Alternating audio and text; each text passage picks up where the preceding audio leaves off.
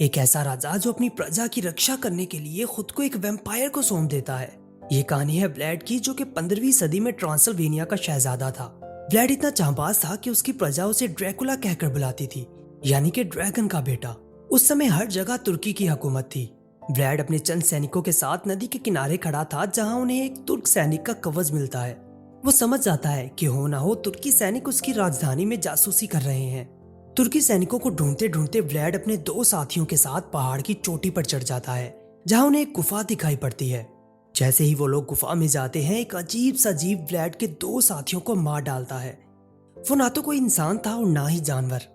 व्लाड पीछे हटता हुआ गुफा से बाहर निकल आता है।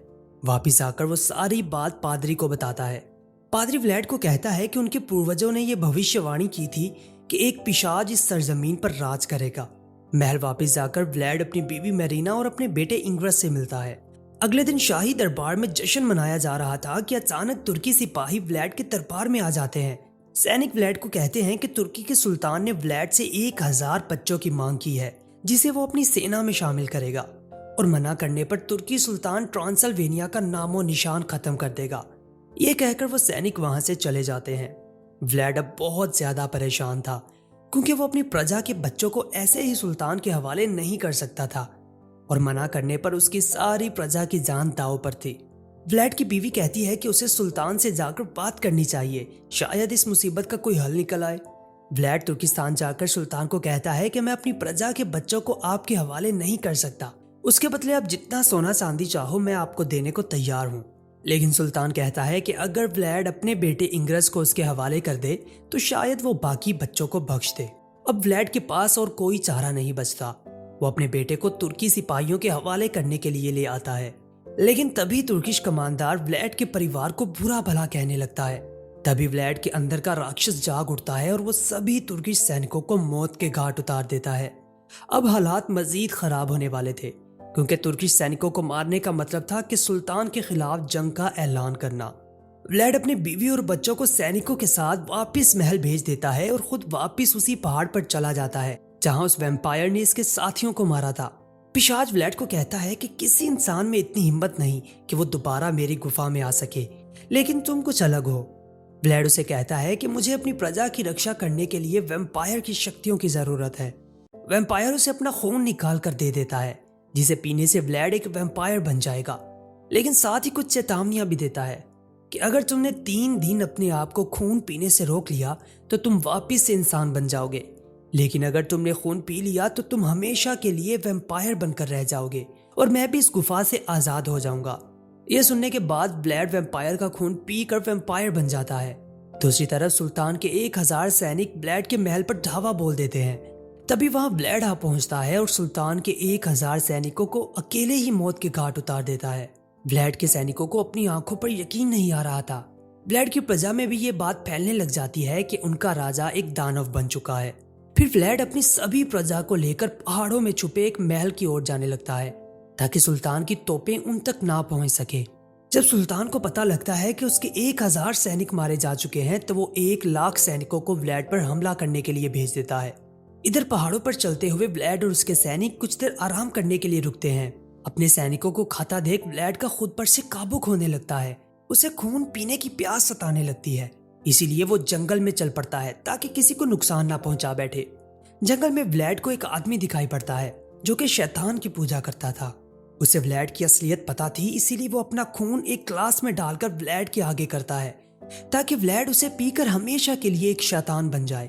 लेकिन व्लाड उसकी चाल में नहीं फंसता और उस आदमी को डराकर खून से भरा ग्लास नीचे गिरा देता है। जब सुबह उठकर मेरीना देखती है तो व्लाड एक कोने में सहमा हुआ बैठा था। मेरीना के बार बार पूछने पर व्लाड अपने जिस्म पर धूप लगवाकर उसे अपनी असलियत दिखाता है कि अब वो एक इंसान नहीं रहा।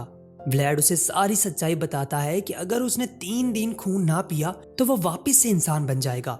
एक दिन तो गुजर चुका था, अब उसे बस 2 दिन और खुद पर काबू करना था। मेरीना समझ जाती है कि व्लाड ने यह सब कुछ अपनी प्रजा को बचाने के लिए किया है।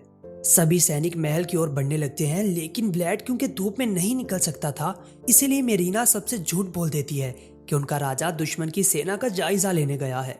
महल की ओर चलते हुए सारा दिन गुजर जाता है और फिर से रात हो जाती है।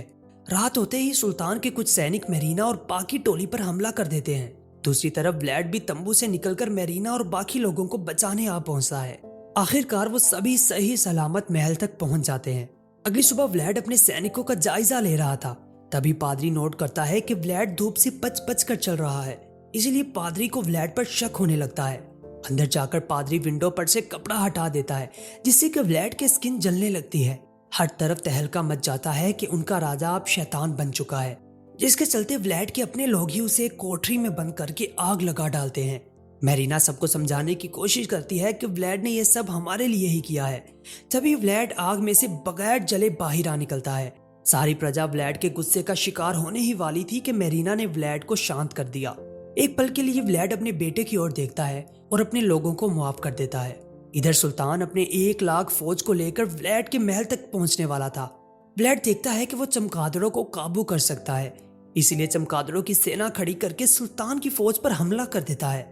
उस हमले में सुल्तान के कई लोग मारे जाते हैं, लेकिन जब व्लेड जंग में उतरकर सुल्तान को मारने लगता है तो वो सुल्तान नहीं बल्कि उसके भेस में छुपा व्लेड का ही एक सैनिक था, जिसने व्लेड से गद्दारी की थी।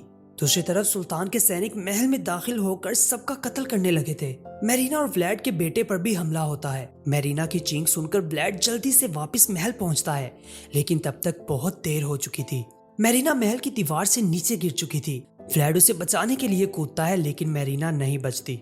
सुल्तान सभी लोगों को मार डालता है और व्लेड के बेटे को लेकर वहां से चला जाता है। व्लेड के 3 दिन भी बस पूरे होने को ही थे। अपनी आखिरी सांसें लेते हुए मेरीना व्लेड से कहती है कि अभी भी समय है, तुम मेरा खून पीकर हमेशा के लिए वैम्पायर बन जाओ, ताकि हमारे बेटे को सुल्तान की कैद से आजाद करवा सको। जिसके बाद रोते हुए व्लेड मेरीना का खून पी लेता है और मेरीना मारी जाती है। खून का जायका चखते ही व्लेड की शक्तियां कई गुना बढ़ जाती हैं। दूसरी तरफ वो वैम्पायर जिसकी वजह से व्लेड वैम्पायर बना था, व्लेड के खून पीने से वो भी कैद से आजाद हो जाता है। वापिस महल जाकर व्लेड देखता है तो कुछ लोग जख्मी हालत में जिंदा थे। व्लेड अपना खून निकालकर उन्हें पिला देता है ताकि वो भी वैम्पायर बन जाएं और वो लोग मिलकर सुल्तान से बदला ले सके। व्लेड अपनी शक्ति से सूरज को बादलों से ढक देता है और वो सब लोग मिलकर सुल्तान की सेना पर आक्रमण कर देते हैं। व्लेड के बनाए हुए वैम्पायर सुल्तान के सभी सैनिकों को मार मार कर उनका खून पीने लगते हैं। दूसरी तरफ व्लेड अपने बेटे को बचाने के लिए सुल्तान के टेंट में आ पहुंचता है। उसके कमरे में हर जगह चांदी ही चांदी थी और सुल्तान ने भी चांदी का कवच पहन रखा था, क्योंकि चांदी की वजह से वैम्पायर्स की आंखें धुंधली हो जाती हैं और चांदी उनके जिस्म पर लगने से उनका जिस्म भी जलने लगता है। इसलिए व्लेड सुल्तान के खिलाफ अपनी शक्तियां इस्तेमाल नहीं कर पा रहा था। उसकी बॉडी चांदी की वजह से बहुत कमजोर हो चुकी थी। तभी सुल्तान एक लकड़ी का टुकड़ा तोड़कर व्लेड के सीने में मारने लगता है, क्योंकि लकड़ी का टुकड़ा वैम्पायर के दिल में मारने से एक वैम्पायर को मारा जा सकता है।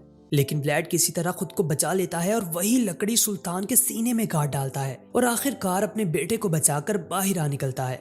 बाहर आकर हम देखते हैं कि व्लेड के साथियों ने सुल्तान की सारी सेना को ठिकाने लगा दिया था, लेकिन अब वो खुद पर काबू नहीं कर पा रहे थे और व्लेड के बेटे को भी मारना चाहते थे।